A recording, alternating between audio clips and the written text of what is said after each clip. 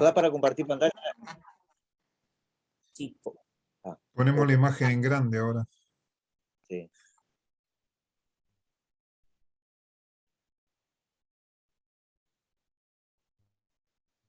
Se le cortó el audio. Sí. Hola. Gonzalo, ¿me escuchás? Sí, yo te escucho perfecto. A Jennifer no se le escucha. ¿Ahí me escuchan? Ahora sí. Perfecto, perfecto. Les decía, aunque en otro idioma paralelo, que le damos la bienvenida a este evento, un evento más de extensión del Instituto Metodista Universitario Crandon. Es sin duda un placer recibir a estos especialistas para que compartan con nosotros reflexiones, conocimiento, además producto de mucha investigación, y también, sin duda, en la interacción en el proceso de enseñanza, que es muy formativo. El tema que nos convoca hoy es herramientas para una eficaz comunicación entre capacidades diferentes. Sin duda debemos poner sobre la mesa cuán difícil es entablar y mantener una comunicación eficaz y cuán importante ello es para mantener tanto el desarrollo del individuo como el desarrollo en comunidad. Muchas veces, cuando nos encontramos con el diferente, destacamos las diferencias en lugar de poner énfasis en lo que nos es común. Y manejarnos frente a lo diferente, implica reacciones distintas. Una reacción es manejarnos siguiendo la intuición, y eso nos puede llevar por un mal camino. Pero por el otro lado, otra reacción posible es el bloquearnos, el huir de ese enfrentamiento, y hablo de enfrentamiento porque nos sentimos así frente a lo distinto, cuando en realidad vincularnos de manera eficaz es provechoso para todos.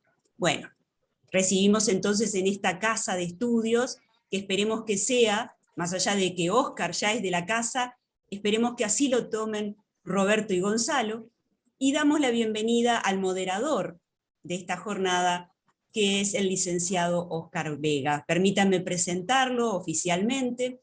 El licenciado Óscar Vega es licenciado en Psicología, docente del Instituto Universitario Crandon en Gestión Humana, con experiencia en formación en habilidades blandas con poblaciones diversas, psicólogo clínico con la niñez y adolescencia desde una perspectiva neuropsicológica. Te doy la palabra, Gonzalo, para moderar este evento, y desde ya les deseo todo el éxito. Óscar, perdón. Gracias, Jennifer. Buenos días para todos y todas. La verdad que es un placer, un gusto estar con gente de tan larga trayectoria, experiencia, y un placer compartir y escuchar su conocimiento. Le decimos a las personas que se vayan integrando al webinar, que luego de la presentación de las personas, tanto de Roberto como de Gonzalo, luego de las exposiciones, las preguntas que tengan para hacer las pueden hacer a través del chat para poder responder al final. Y un poquito como decía Jennifer, la verdad que el tema que nos convoca es de una importancia, ¿no?, superlativa. Todo este siglo XXI ha venido con cambios importantes, ¿no?, todas las esferas que estamos viviendo, y el tema de la discapacidad, y con un enfoque de derechos humanos, realmente ha puesto también en perspectiva el enfoque y cómo abordar estas situaciones. Así que, le damos la bienvenida a Gonzalo Trobo, que va a ser nuestra primera persona expositora. Es escribano, es abogado, doctor en Derecho de la Universidad de Zaragoza, máster de Matrimonio y Familia de la Universidad de Navarra, profesor grado 4 de Derecho Civil de la Facultad de Derecho de la Universidad de la República, y máster en Derecho Matrimonial en la Universidad Internacional, y el inicio de tu exposición. Así que adelante y te escuchamos. Muchas gracias, Óscar. Antes que nada, el agradecimiento al Instituto universitario de Crandon, por haber tenido, por haberme hecho la distinción de poder hacer una extensión de esto que es tan importante a partir de la Convención de 2005 de Nueva York, y agradezco especialmente también a la doctora Jennifer Alfaro, y muchas gracias a Oscar por su presentación. Les pido la posibilidad de compartir pantalla, porque así la presentación se va a hacer bastante más ágil en esto que es el esfuerzo que uno tiene que doblegar cuando se trata de la comunicación en webinars. Así que les agradezco mucho, así yo puedo compartir, ya estoy pronto para largar el compartir, si lo puedo. Perfecto, Gonzalo, se ve la Perfecto. pantalla. Bueno, el webinar se ha denominado con mucho acierto herramientas para la comunicación, ¿no? Eficaz comunicación entre personas con capacidad diferente. Y pongo el acento en poner personas con mayúscula, porque todas somos personas. Y es un poco el santo y seña de esta exposición. Bueno, en primer lugar, para ir directamente al grano, lo que debe primar en una comunicación, en toda comunicación, es un lenguaje sencillo. Y en esto no es ajeno este tipo de... No se trata de, porque tenga una capacidad diferente, hablarle como si fuera un niño, no. Es una persona y así lo ha considerado la ley. La convención, en especial en el artículo 12, no voy a hacer una referencia muy extensa, simplemente decir que todas las personas tienen capacidad de ejercicio. Quiere decir que todas las personas pueden ir adelante y pueden ejercer personalmente sus propios derechos. Y establece un sistema para las personas que no tienen la condición de que tienen todas las personas mayores de edad, para que haya apoyos. Y cuando se trata de personas mayores de edad, también apoyos cuando hay alguna situación de disminución de la capacidad. Nunca se habla de incapacidad, y esto es un poco el tema del paradigma de la convención. Son personas que tienen requerimiento de apoyo porque en las condiciones en que se encuentra, lo habitual en cómo se maneja la sociedad les crea esa discapacidad. Esa es un poco la filosofía y eso es un poco lo que quiere desterrar la convención. ¿A través de qué? La obligación de que los operadores, es decir, quienes los asisten, le brinden apoyos, ya sea el Estado, ya sea personas que estén designadas especialmente para ellos, ya sea sus familiares.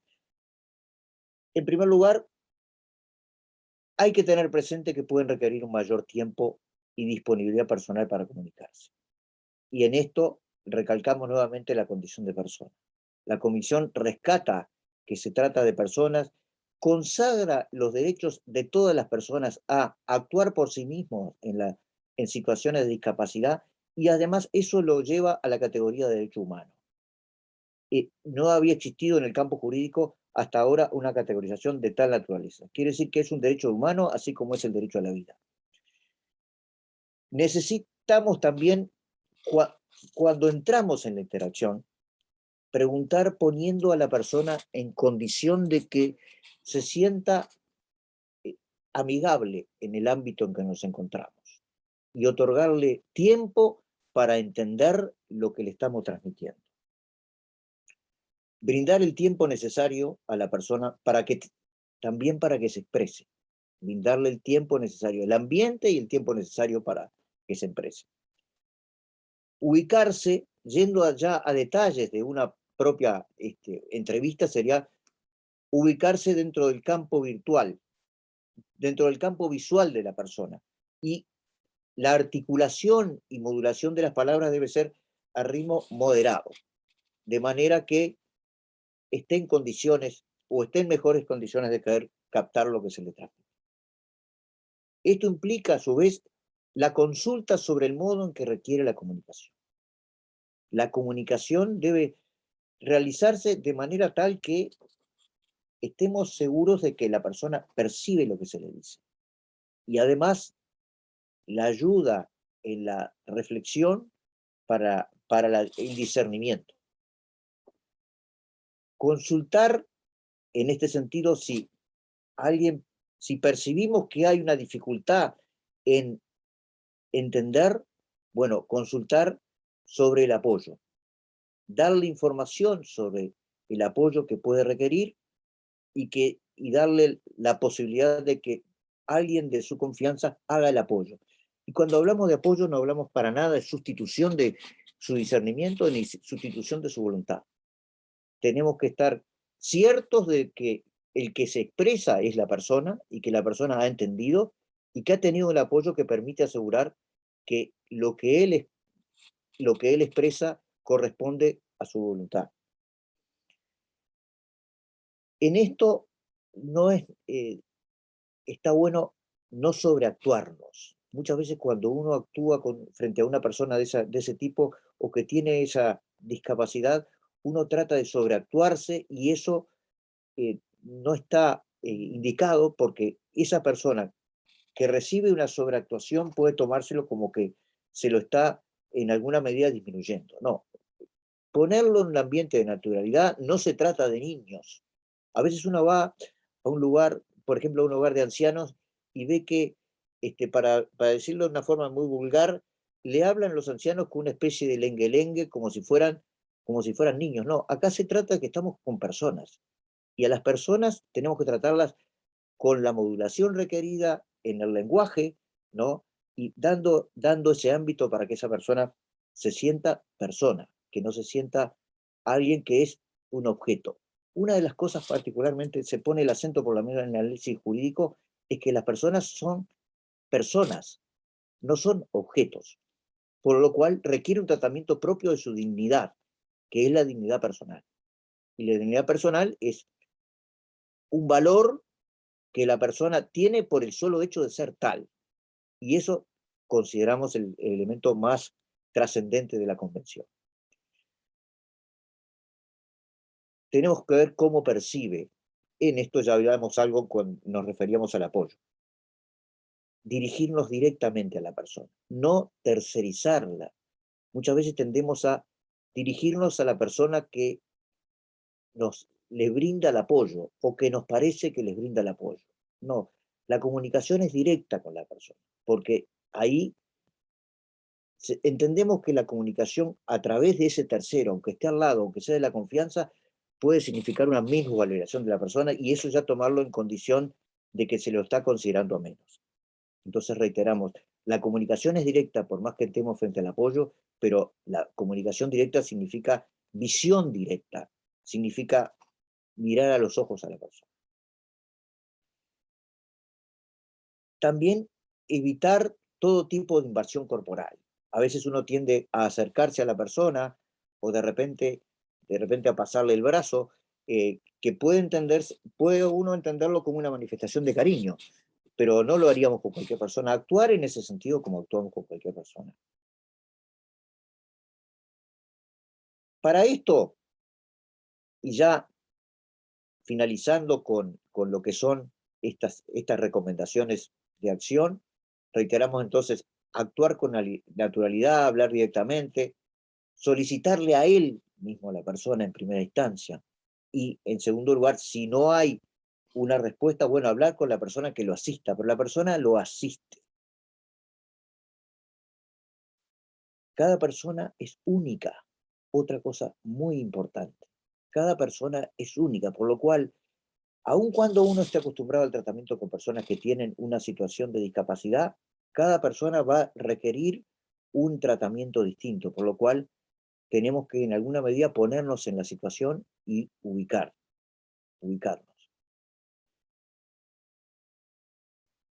Y después hay algunas cuestiones que son muy de detalle, pero también en una charla como esta, que tiene una naturaleza de extensión, hay cosas que también pueden significar algo que entendemos como es una mejor ayuda. Y acá volvemos a señalar el tema de la dignidad personal y el tema de la invasión de los campos. No tomar el bastón de la persona. Si la persona tiene un bastón, ella que lo tome, que tenga su iniciativa. No sustituir palabras en el lenguaje de lo que usan frecuentemente. Las indicaciones, no hacer indicaciones con gestos que no se puedan ver a la persona que lo está asistiendo. Para indicarle, por ejemplo, dónde está un lápiz para el que tenga que escribir, o dónde está una silla. Avisar cuando llegue se retire la sala a las personas que asistan, pero también hacer el aviso a él. En fin, esto es una síntesis de determinadas cosas que, como caen en el campo de muchas veces que no es lo que es propiamente derecho, me temo que la experiencia de Roberto sepa entender de que no le estoy pisando campos, pero creo que es importante que estemos los operadores de derecho, que muchas veces nos manejamos en el campo abstracto y después vamos a todos tratar igual, que acá es igual en cuanto a persona, pero requiere un tratamiento para ponerlo en la condición de que él se manifieste, que él discierna y que si no lo puede hacer, haya quien no lo haga por él, sino que lo ayude a hacer.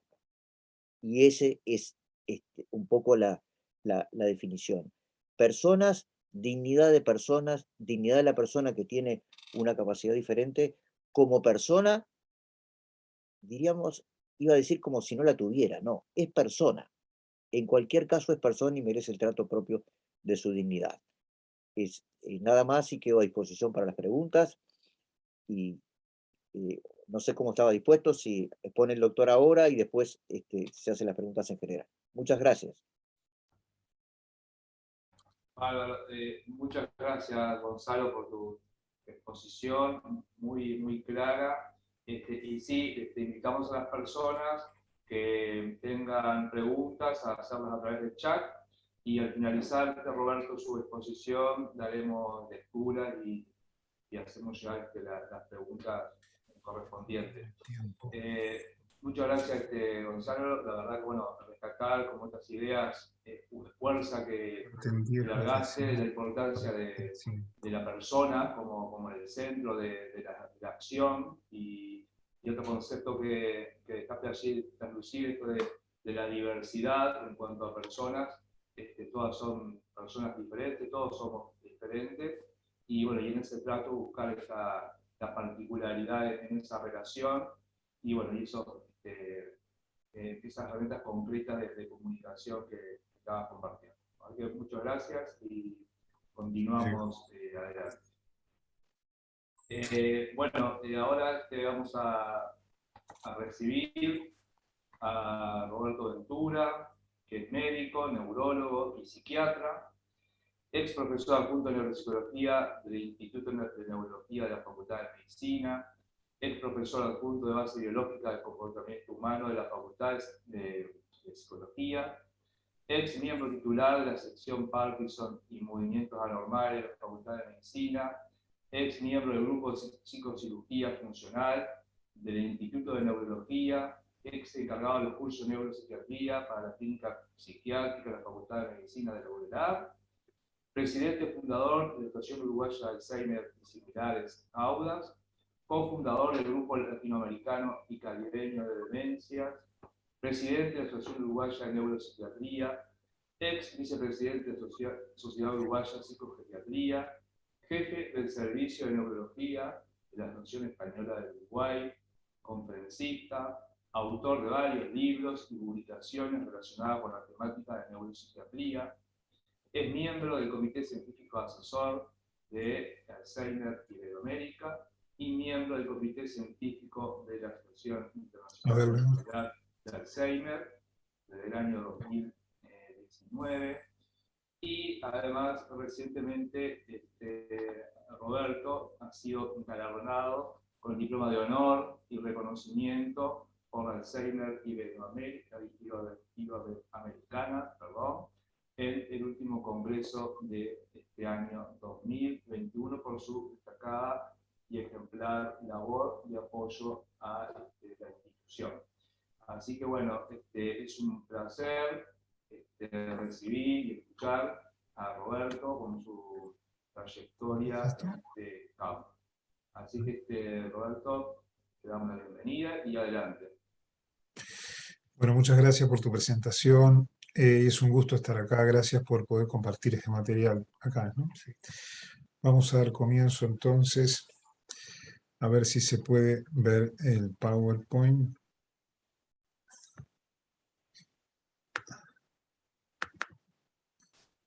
Bueno, vamos a poner la imagen más grande, a ver si podemos.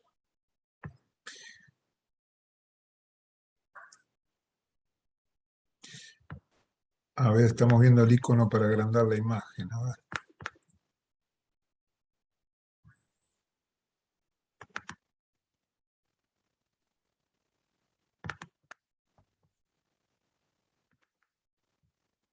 Ahí ¿Qué donde icono dice sería para...? A ver, ¿qué icono? presentación con diapositivas. Sí. Arriba, Abajo donde hay una copita. También, abajo donde hay una copita acá, abajo a la derecha. A ver, párate. Al lado donde tenés al lado donde está el cursor. Ahí a la izquierda del cursor. Exacto. A ver, Bastante ahí distinto. estamos viendo. Espera que no lo encuentro todavía.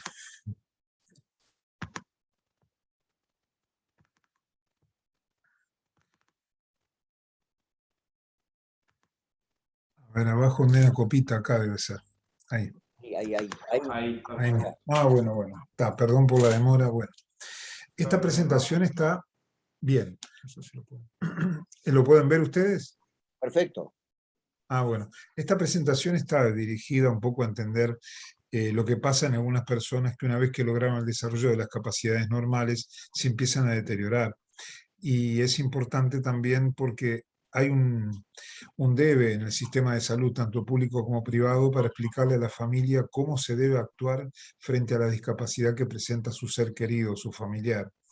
La presentación, o sea, no hay espacio para la psicoeducación familiar ni la psicoeducación social.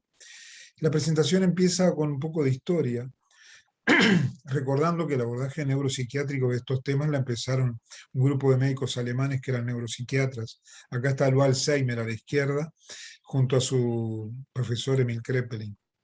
Yo trabajo acá, en la Española, como jefe del servicio, y estamos tratando de armar un equipo interdisciplinario para abordar estos temas mejor. Acá vamos a hacer un viaje rápido de 5.000 años entre las descripciones médicas en los papiros de Edward Eber y Edwin Smith hasta el conectoma humano, que es la foto del cerebro que se ha logrado actualmente en estas redes. Arriba figura la palabra cerebro o encéfalo, como están las pirámides. 5.000 años pasaron de este papiro a esta foto, y las ideas también cambiaron. Los primeros documentos científicos, que tienen cerca de 5.000 años, fueron descifrados gracias a esta piedra Rosetta, encontrada por el ejército napoleónico, y estas son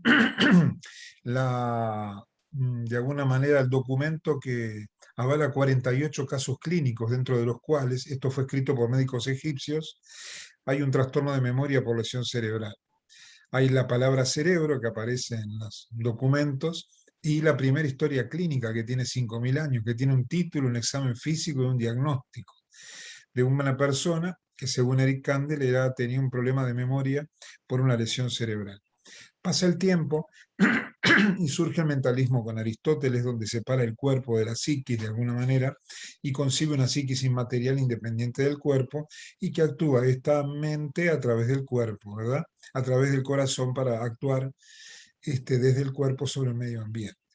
Pasa el tiempo y comienza la hipótesis ventricular de la psiquis, donde esta psiquis, que se pensaba que era un fluido y que, como ven ahí en el dibujo, aparece el concepto de sentido común, todas las líneas van hacia la frente desde los sentidos, y esa es la zona que se empezaba a concebir desde el alma, pero que estaba conectada con la toma de decisiones. Este dibujo es del año 1504. Después aparece Descartes con el dualismo, que también mantiene el concepto de mente inmaterial, el cuerpo, y de que la mente actúa sobre el cuerpo a través de la glándula pineal, y la mente decide lo que debe hacer el cuerpo. Estos conceptos fueron avanzando y hasta la aparición del método científico con Paul Broca, que empieza a definir las primeras localizaciones cerebrales. Con esos pacientes, cuando tenían esta lesión hemisférica izquierda, afectaban el lenguaje, y empezó a nacer otro concepto.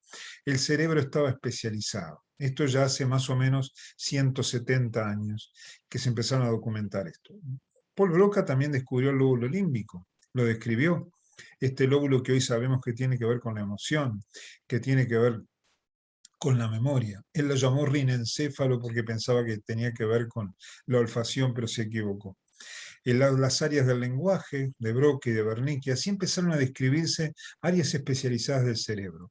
¿Por qué empiezo por este lado? Para que tomen este concepto y sepan que según dónde esté una lesión cerebral, origina tal o cual discapacidad. global o puntual.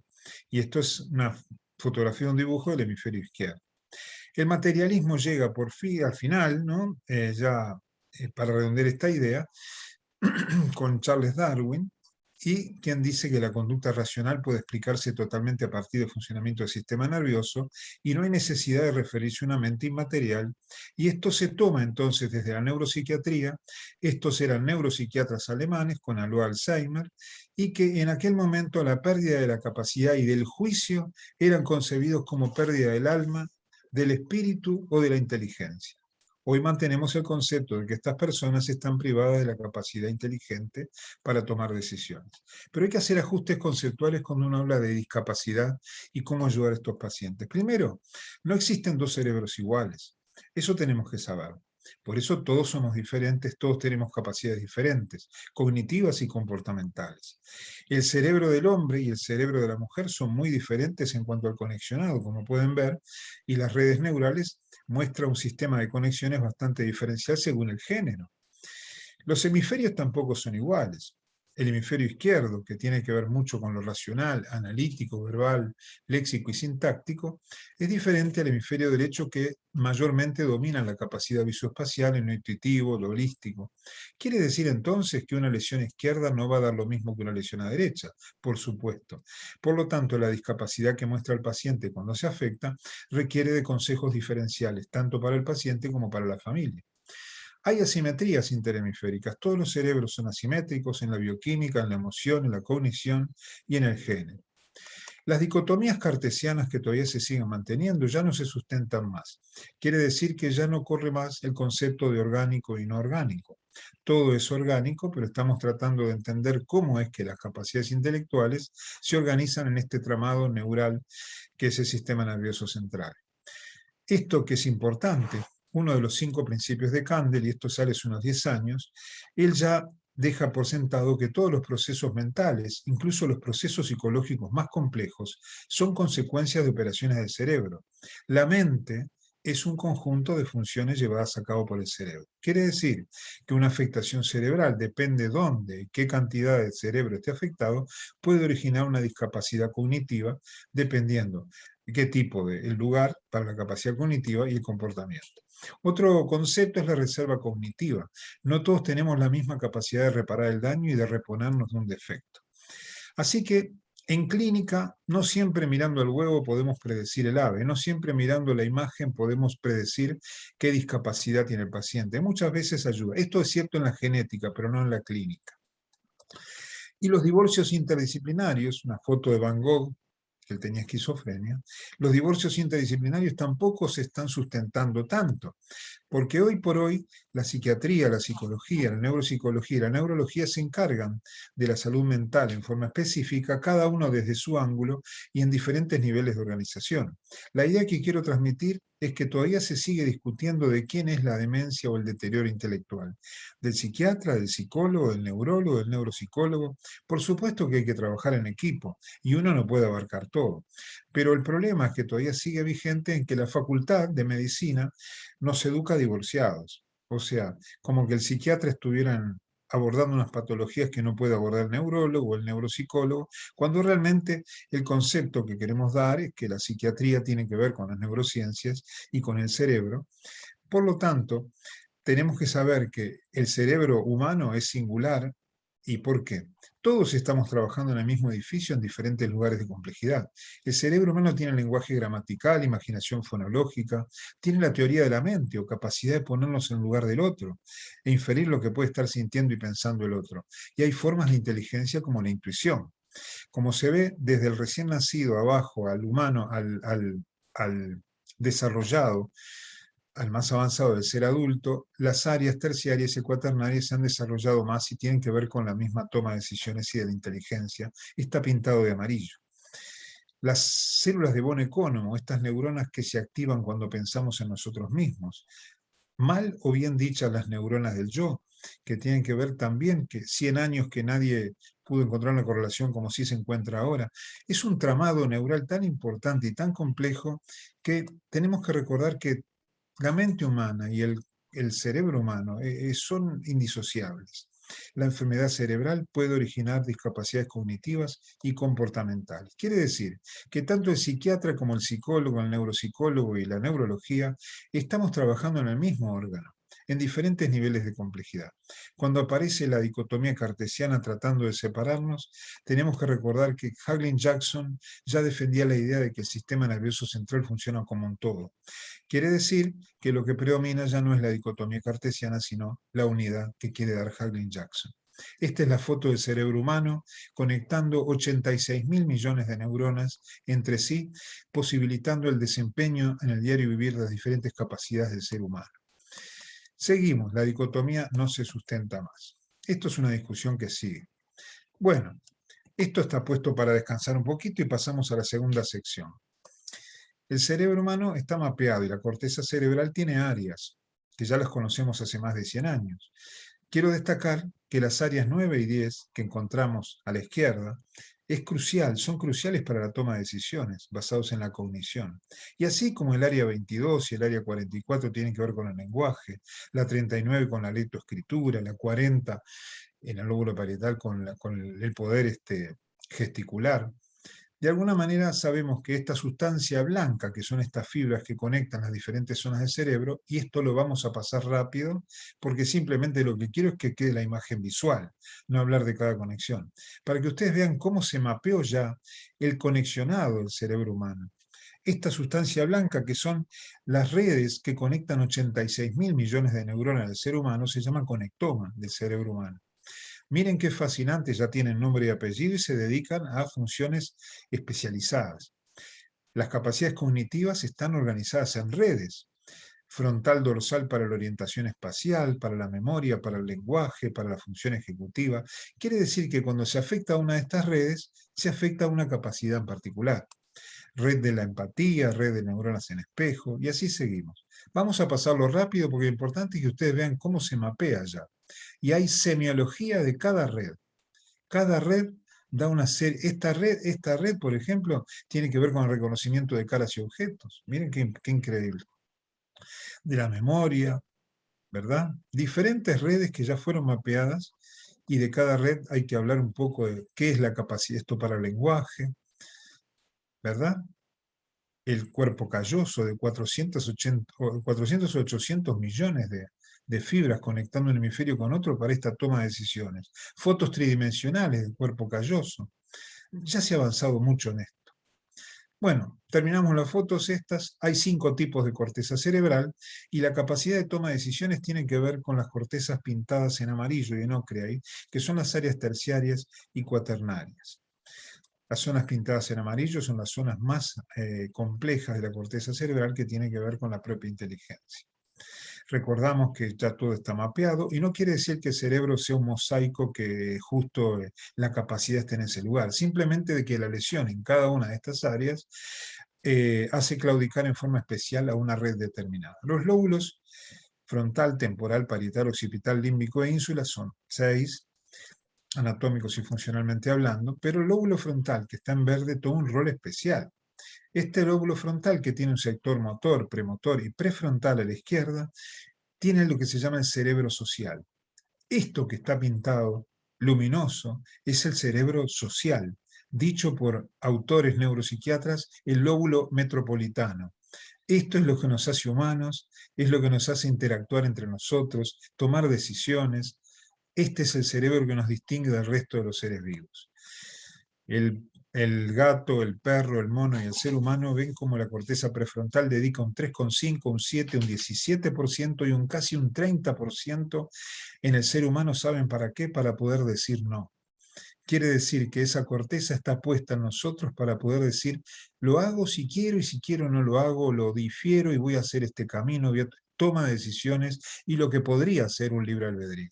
Nuestro cerebro está organizado de tal forma que hay un signo de más simbólico que nos hace progresar en la vida y tomar decisiones, y un signo de menos que nos hace controlar impulsos de alguna manera que pueden ser inadecuados. En los pacientes que vamos a hablar ahora, el signo de más y el signo de menos se empalidece. Quiere decir, no progresan en su toma de decisiones y no controlan más los impulsos. La zona que está pintada en azul del lóbulo frontal, del prefrontal, tiene que tomar, es la que tomaría o está en juego la toma de decisiones basada en la cognición. La zona pintada en verde, fronto-orbitaria, es una zona que nos ayuda a controlar impulsos, cuya lesión origina el síndrome pseudopsicopático, moriático. Y la zona que está en C, pintada en rojo, es una zona crucial para la autoactivación a la acción. Quiere decir que cuando está afectada esa zona, que está pintada en C, caemos en una profunda apatía e inacción. Así que hay organización comportamental basada en la cognición, tenemos zonas para controlar los impulsos, ya está mapeado como una zona PL, y tenemos zonas para la motivación a la acción. Y este conjunto de acciones hace que progresemos en la vida. Ahora hablamos de los pacientes donde empieza un deterioro intelectual. Cuando esta maquinaria se deteriora, empiezan a haber elementos cognitivos, orientación, memoria, lenguaje, inteligencia, atención, y elementos no cognitivos. Hay personas que se van de la realidad con delirios, alucinaciones, se deprimen y tienen comportamientos bizarros o, bueno, anormales. Todo este gran síndrome es lo que nos muestran los pacientes que empiezan un cuadro demencial. Y tenemos que estudiar una por una de estas capacidades. Lo importante es que este síndrome demencial tiene esto que está pintado en rojo, que es lo que uno tiene que tomar en cuenta para poder firmar documentación, por ejemplo, para tomar decisiones. Si está bien orientado, si sabe lo que está haciendo, si entiende qué consecuencias tiene lo que está haciendo. Lo que está a la derecha son acompañantes muy comunes, a ver, lo que está a la derecha son acompañantes comunes de todo cuadro demencial. No se está demente por estar deprimido ni por estar delirando, pero son acompañantes muy frecuentes de un gran síndrome de deterioro. Bueno, pasamos a esta otra parte, y es la gradación del deterioro enfocándonos hacia el final. ¿Cómo catalogamos el grado de deterioro? Porque ¿saben qué?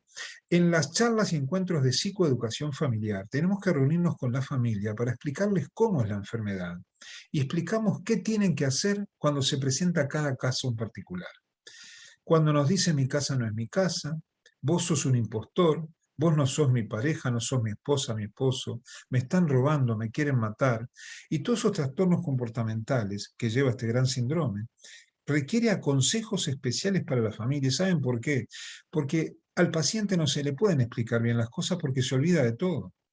A los 5 o 10 minutos hay casos que se olvidan ya de que estuvieron con nosotros. Así que tenemos que abordar a la familia. Y el sistema de salud tiene un gran debe con ese tema. El síndrome demencial visto por dentro, como lo vimos recién, tiene un síndrome cognitivo y uno no cognitivo. Es lo que estudiamos en todos los pacientes. El deterioro cognitivo normal es una cosa, el deterioro cognitivo leve ya es patológico y el deterioro demencial es otro, es más patológico. Algunos no están de acuerdo con poner deterioro normal, sino rendimiento acorde a la edad. Saben que después de los 80 años, el lóbulo frontal ha perdido una serie de neuronas que hace que se activen zonas del cerebro que no es que estuvieran dormidas, pero están colaborando en mantener las funciones. El paciente, la persona añosa, no hay que mirarla siempre como un signo de menos que ha perdido capacidades. Es la mejor etapa de la vida para tomar decisiones no interferidos por la emoción. Tiene una gran sabiduría para poder delinear programas de acción y llegar a decisiones. El deterioro normal no implica que no se pueda aprender. Hay personas que se reciben de profesores de idiomas o lo que fueran 70 años y dan clases. O sea, el estar normal no quiere decir que se pierda la neuroplasticidad. ¿Qué es esto de lo normal? El sector prefrontal del ser humano está perdiendo neuronas y a los 80 años el 17% de conexionados se ve afectado. Eso hace que aparezcan problemas para decir las palabras, que ciertas formas de atención simultánea vayan decayendo. Muchas veces las palabras no vienen a la mente, pero eso es normal para la edad. Y para eso el cerebro se encarga de suplir estas fallas que empiezan a haber. El cerebro del paciente añoso activa áreas adicionales para mantener un rendimiento normal y acorde a la edad. Esto no es patológico, pero el deterioro cognitivo normal a veces tiene dudas para nosotros.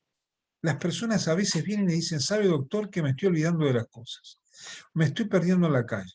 O no manejo bien el dinero. O estoy escribiendo un cheque y lo hago mal. O estoy preparando una clase, soy docente y no me sale la clase como antes.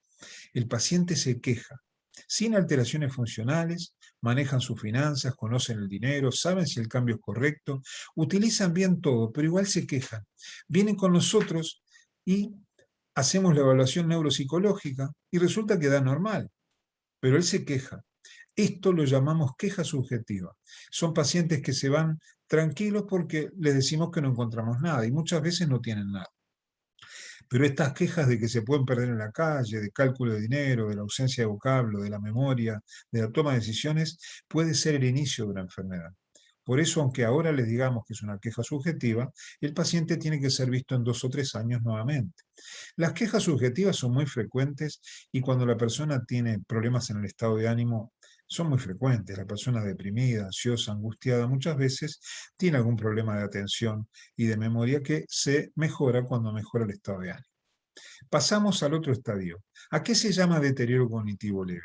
¿La persona puede tomar decisiones acá? Sí que puede tomarlas, pero es un deterioro patológico.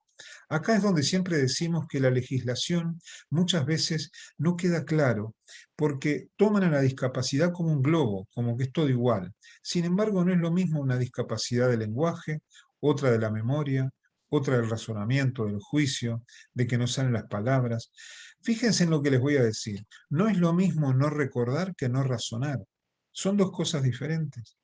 El paciente que se puede olvidar de algunas cosas no está inhabilitado si puede razonar justamente. Aunque se olviden, las palabras no les salen. Bueno, acá les puedo decir que hay algo nuboso que hay que pelearlo en los juzgados muchas veces, porque se confunden lo que puede ser un deterioro parcial con un deterioro global. Todo deterioro cognitivo que supera al normal, pero que no llega a la demencia, se llama deterioro cognitivo leve. Es un sujeto no normal, pero no demente. Tiene declinación cognitiva. Y en las pruebas aparecen algunas cosas, pero no hay gran repercusión funcional. Este grupo es un grupo de riesgo de tener más adelante una demencia, aunque no quiere decir que la vaya a tener. Pero el que tiene una afectación de varios dominios intelectuales y tiene un deterioro cognitivo leve, puede ir a la demencia en un porcentaje X, ¿verdad? No muy importante, pero pueden ir, por eso tienen que ser estudiados. Estos deterioros cognitivos leves, que son discapacidades parciales, pueden incluir trastornos de memoria o no, de un dominio o de varios dominios. Los que son multidominios, que afectan el lenguaje, la memoria, la orientación, el manejo del dinero, bueno, esos multidominios hay que tener cuidado porque pueden ir a un deterioro global. La enfermedad de Alzheimer puede empezar no solo con trastornos de la memoria, puede empezar con trastornos del lenguaje. También puede empezar con problemas para atarnos el nudo de la corbata, hacernos el nudo de la corbata, atarnos los cordones, vestirnos. Puede aparecer por problemas de la lectura, de la escritura que antes no teníamos, no reconocer los rostros, no reconocer la música o tener comportamientos raros. Y estos pueden ser los inicios de una enfermedad de Alzheimer. Por eso hay que tener cuidado cuando estos deterioros cognitivos leves están presentes y que, repito, ya estamos en la patología, el paciente puede estar habilitado para tomar decisiones. Pero claro, si tiene problemas en la lectura, ¿qué documento va a leer? Y si tiene problemas en la escritura, ¿cómo va a ser la firma? Pero no está demente, puede tomar decisiones todavía. Esto es lo que se tiene que pelear y dejar muy claro, que el deterioro cognitivo leve, si bien es patológico, no inhabilita a la persona necesariamente a tomar decisiones.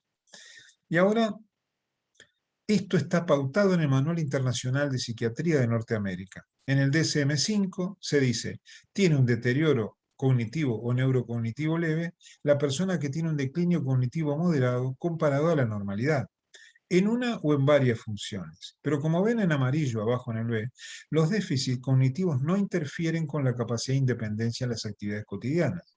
Quiere decir que básicamente en las actividades complejas pueden tomar decisiones. Pero yo les pregunto, ¿y si es locutor de radio y televisión y tiene un trastorno del lenguaje?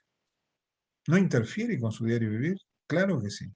Y si es un agente de Interpol y tiene discapacidad en reconocer los rostros, nada más que eso, claro que interfiere. Y si es un guía de turismo y tiene problemas para guiarse en el espacio, se pierden todos. Quiere decir que todo esto es relativo. Hay que tomar en consideración cuál es la capacidad que está afectada y en qué grado para saber si se puede o no tomar decisiones y se puede seguir trabajando. Esto todavía sigue nublado para muchos especialistas y personal que tiene que tomar decisiones con estos pacientes que no conocen a fondo estos problemas. Pero el deterioro cognitivo leve no necesariamente para nada inhabilita la toma de decisiones. Ahora pasamos al final. ¿Y la demencia qué es? Bueno, van a abrir los ojos cuando les diga esto. No hay acuerdo en qué es la demencia. Hay dos manuales internacionales, el DSM-5 y la CIE-10, que no se ponen de acuerdo en cuándo hay que llamar demente a una persona. Porque la palabra demencia implica que no puede firmar, que no puede tomar decisiones, que el juicio y razonamiento está alterado. Pero los dos manuales no se ponen de acuerdo. El manual de la OMS, la CIE-10, pide necesariamente que haya trastornos del juicio y razonamiento y apoyados en el estudio neuropsicológico. El manual norteamericano no pide necesariamente eso, pide que esté afectado una o varias capacidades que alteren el diario vivir, pero no necesariamente lo que es la toma de decisiones. La literatura anglosajona está sacando de la literatura la palabra demencia, ya no quieren usar más la palabra demencia. Se llama trastorno neurocognitivo mayor. Miren qué lío que hay, porque como no hay de acuerdo a qué llamarle demencia, bueno, uno puede pararse en un manual o en el otro y decir que puede o no puede tomar decisiones. Entonces, todavía no hay acuerdo internacional, hay críticas sobre lo que puede ser llamado demencia, pero lo que tienen que saber es que no hay acuerdo todavía. Según el sistema americano, fíjense, lo que está pintado en amarillo, que tiene que ver con la toma de decisiones, es algo que se pide como opcional, no necesario, para hablar de demencia. ¿Y esto cómo es? Pero si yo puedo tomar decisiones, aunque tenga problemas de lenguaje, no me pueden inhabilitar. Pero el manual decía eso, el DSM-4, usaba la palabra demencia. La CIE, el manual de la OMS, miren el numeral 2. Déficit en las habilidades cognitivas con un deterioro de juicio y pensamiento, tales como planificación, organización, procesamiento general de la información, y que sea reportado un informante válido para que no nos mienta y el estudio neuropsicológico que fundamente. ¿Tá? Ahora, el DSM-5, que es el manual que está vigente ahora, dice que tiene que haber un declinio cognitivo significativo comparado con el nivel previo, pero en uno o varios dominios, pero no toma como obligatorio el juicio y razonamiento. Quiere decir que si el juicio y razonamiento están bastante bien, y bueno, esta persona podría ser inhabilitada igual. Los déficits cognitivos interfieren con la autonomía del individuo en las actividades cotidianas, pero nosotros insistimos, y esto forma parte de un trabajo internacional que lo he mostrado en varios países, en Japón, en Tailandia, en Estados Unidos, en España y en toda Latinoamérica estoy trabajando con esto, es que hay que unificar los criterios necesariamente, porque no hay acuerdo cuándo inhabilitar a una persona o no. Y de ahí los escribanos, los abogados y los jueces tienen los problemas que tienen, porque el perito puede estar bien empapado en esto o no. El perito se puede equivocar, puede llamar a 3 peritos, pero los magistrados tendrían que saber también estos temas. Un certificado de un médico que habilite a firmar o atestar, hay que ver si el médico sabe de estos problemas, si el paciente está o no en habilidad de testar o de firmar, pero muchas veces, y ese es el problema que sigue pasando, hay personas que están capacitadas para la toma de decisiones de algunas cosas básicas y sin embargo los inhabilitan. Entonces hay que hincarle el diente a este tema y yo estoy trabajando mucho en esto. Conclusión, no hay problema en considerar el grado de repercusión de los diferentes deterioros. No, no es el problema. Un paciente que tenga un problema de lenguaje, agnóstico, apráxico, amnésico, puede ser de grado importante, pero no debería ser llamado demencia. Nosotros proponemos que se llame demencia cuando hay un trastorno del juicio y razonamiento, porque no es lo mismo no recordar que no razonar. Así que nosotros insistimos e incluso no solo criticamos el manual norteamericano, sino que le ofrecemos una solución. Y lo hemos dado. Cuando ellos hablan de deterioro neurocognitivo mayor, para nosotros no es homogéneo. Tendrían que decir los que tienen trastorno de juicio y razonamiento y los que no tienen trastorno de juicio y razonamiento a pesar de su deterioro. Bueno, ¿y qué hacemos con todo este conocimiento? Lo que tenemos que saber es que todo esto nos tiene que servir para educar a la familia y a la comunidad, para que los niños entiendan las enfermedades que pueden tener los abuelos, que esto debería enseñarse en las escuelas, en los liceos, de saber cómo es la discapacidad de muchos ancianos, para que se respete su enfermedad, para que se los cuide. Hay que educar a la familia para saber cómo convivir con estos pacientes, con este ser tan querido que empezó a hacer cosas raras y olvidarse de las cosas, y que como no controla los impulsos como controlaba antes, puede hacer cosas que linden con algo ofensivo o muy agresivo moralmente. Hay que explicarle a la familia que la vivienda a veces tiene que ser modificada también. o la institución, el residencial, tiene que seguir reglas para contener estos pacientes. Y a la comunidad hay que enseñarle todo esto de que hay cerca de 55.000 uruguayos que hoy por hoy tienen este problema, al cual se suman entre 3.000 y 3.500 nuevos pacientes con deterioro por año en Uruguay. ¿Saben lo que importa? Es que no son pacientes solamente, son 3.000 a 3.500 nuevas familias que en Uruguay empiezan con estos temas. Hay que explicarles que no están solos en esto, que cuando dice que la casa no es la casa de él, que cuando se quiere de la casa o porque no se quiere bañar o porque sospecha que lo quieren matar, o porque lo que dice la televisión es real y a veces se asustan, o porque piensan que hay una persona en la casa, o porque piensan que ven cosas que los demás no ven. Bueno, hay que explicarle al paciente en lo que se pueda, pero tiene que reinar la terapia de la validación. No confrontar, no discutir con el paciente. Hay grados de deterioro donde ya no le podemos enseñar nada. Tenemos que evitar la confrontación, porque si nosotros pensamos que nos va a entender y va a aprender lo que le decimos, en muchos pacientes eso no ocurre. Quiere decir que no hay que gastar recursos, emociones, ni darle conferencias al paciente para que entienda lo que le decimos cuando a los 5 minutos se olvidó de todo y sale de vuelta con lo mismo. Eso que origina el síndrome del cuidador, hay que explicárselo a los cuidadores familiares y contratados para que sepan manejarse con este paciente con el mayor de los respetos, para entender que cuando no se viste bien es porque no sabe ya vestirse bien, no es porque lo hace por gusto, que cuando dice que hay una persona en la casa pueden explicarle que no la hay, pero a los 5 minutos va a decir lo mismo. Podemos recorrer la casa con él para mostrarle que no hay nadie, o que bueno, la persona ya se fue, o tal persona está viva, o me vino a visitar hace un rato, y lo que sea. Lo importante es explicarle entonces qué es esto, qué quiere decir y cómo dirigirnos con ellos, siempre con el mayor de los respetos. Así que el diagnóstico que hacemos es contextual, en el paciente, en la familia, en la vivienda y en la comunidad. Para eso fundamos nosotros, en 1991, el 10 de mayo, la Asociación Uruguaya de Alzheimer y Similares, que ha abordado todo el país y está explicando estos temas, lo está haciendo muy bien. Y Uruguay, por suerte, es un país muy especial dentro de Latinoamérica, donde nuestra comunidad está muy bien informada de esto. Bueno, era esto que quería exponerles. Desde ya, muchas gracias. Espero que se haya comprendido este tema. Y bueno, esto tiene que continuar. Así que gracias por haberme escuchado y espero que se haya comprendido un poco el tema. Bueno, muy bien. Gracias.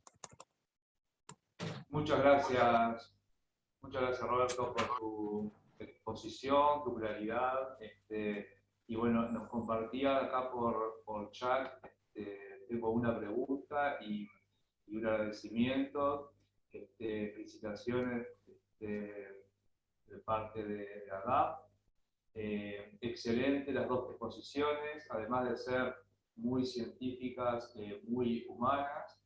Gracias a los expositores y al moderador, bueno, muchas gracias.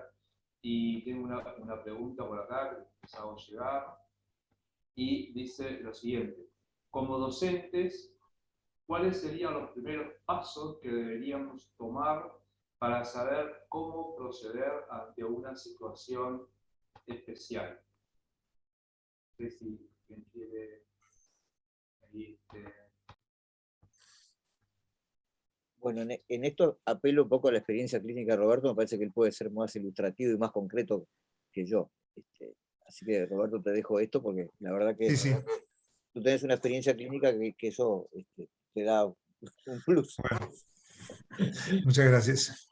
Cuando hablamos de docencia, tenemos que hablar a quién le hacemos docencia. O sea, somos profesores de facultad, hemos enseñado médicos, psicólogos, bueno, y se enseña en todas las facultades de las disciplinas. Hay hasta desempeños de ciencias de la arquitectura también en estos temas.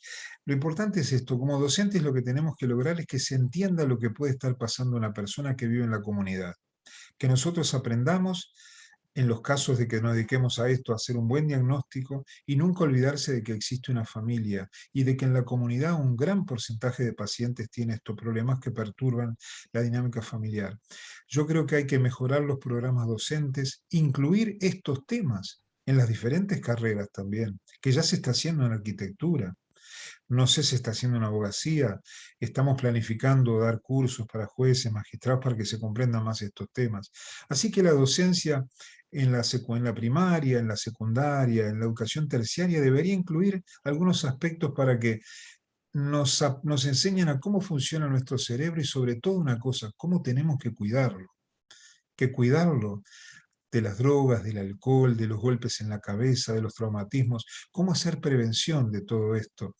Hay que concientizar a la población de que hay cosas que sí se pueden prevenir. Y hoy en día se sabe hasta que la propia enfermedad de Alzheimer en poblaciones en riesgo aparentemente se puede prevenir en un porcentaje no despreciable de los casos, cambiando hábitos de vida.